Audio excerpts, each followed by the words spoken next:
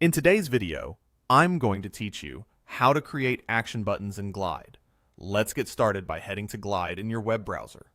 Once you're there, sign into your account so you can access your projects and make changes. After you're signed in, open the project you want to edit. This will take you into the Glide Builder, where you can see your app layout and data. Next, choose the specific page or screen where you want the action button to appear. This might be a detail view, a list items layout, or a dedicated screen for an action. Make sure you're on the correct screen in the editor, so any changes you make go exactly where you expect. On the left sidebar, click the plus Add Component button. This opens the component library where you can add new elements to your screen. Scroll down to the Actions section, then select Button.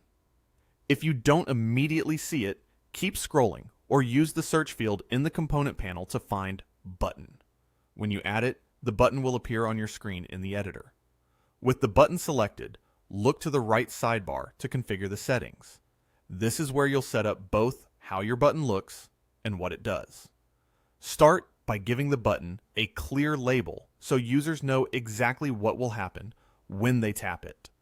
You can adjust style, color, and icon to match your app's design and emphasize importance.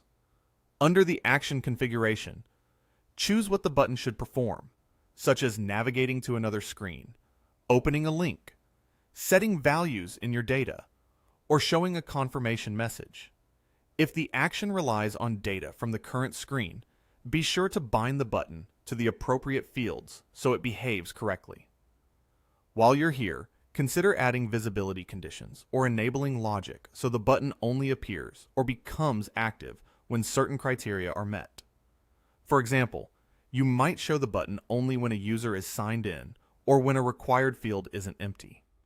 Use the preview on the right to see how the button looks and confirm that the action triggers as intended. When everything looks good, go to the top right corner and click Publish. This pushes your changes live, so your users can start interacting with the new button. After publishing, your app will reflect the update right away.